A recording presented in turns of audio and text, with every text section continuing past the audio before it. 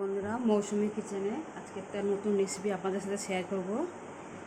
ছোলার ডাল করতে কী কী লাগছে। ছোলার ডাল আর আলু সেদ্ধ করে নিয়েছি।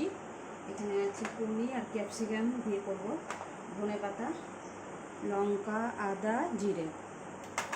আর এখানে আছে হলুদ, লবণ, চিনি, তেজপাতা আর শুকনো লঙ্কা। আর এখানে আছে সাদা তেল, এখানে আছে গরম মশলা। এই উপকরণ দিয়ে আমি ছোলার ডাল পনির দিয়ে আর ক্যাপসিকাম দিয়ে করব। পনির ছোলার ডাল রেসিপিটা আমি কড়াইও গরম করতে দিয়েছি। দেখুন,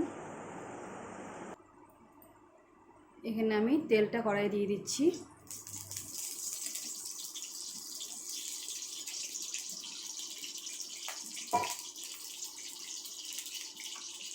এই যে পনির আর ক্যাপসিকাম কেটে রাখা আছে, ওটা আমি তেলের মধ্যে দিয়ে দিচ্ছি।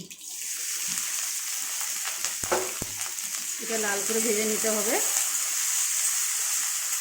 আর এখানে লঙ্কা, আদা, জিরে আছে, এটা আমি বেটে নিচ্ছি। দেখুন, পনিরটা ভাজা হয়ে গেছে, আমি এটা তুলে নেব। দেখুন, আমি তুলে নিচ্ছি এটা।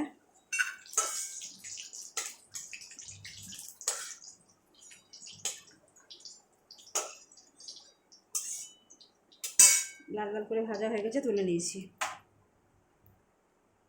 এবার আমি তেজপাতা আর শুকনো লঙ্কা ফোড়ন দিলাম। এই মশলাটা বেটে রেখেছিলাম, জিরে আদা লঙ্কা পেস্টটা করে এর মধ্যে আমি দিয়ে দিচ্ছি। এর মধ্যে হলুদ, লবণ আর চিনি স্বাদ অনুযায়ী আমি সব দিয়ে দিচ্ছি।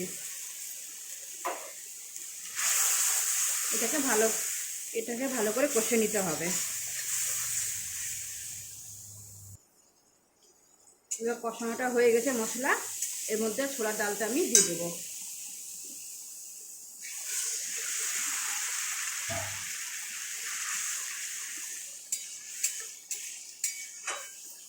এর মধ্যে এবার আমি পনির ভেজে রাখা ক্যাপসিকামটা দিয়ে দিচ্ছি। আর এর মধ্যে ধনে পাতাটা আমি দিয়ে দিচ্ছি। আর এর মধ্যে একটু গরম মশলা দিয়ে দিচ্ছি। এই ডালটা লুচি, পরোটা আর নান পুরির সাথে খুব ভালো লাগে খেতে।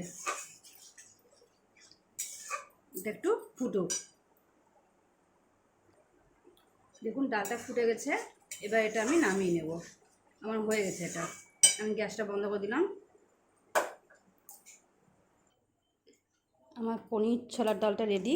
দেখুন, এটা লুচি, পরোটা, নানপুরি, ডালপুরির সাথে খেতে খুব ভালো লাগে। আপনাদের যদি এই রেসিপিটা ভালো লাগে তাহলে আমাকে অবশ্যই লাইক, কমেন্ট, শেয়ার করবেন।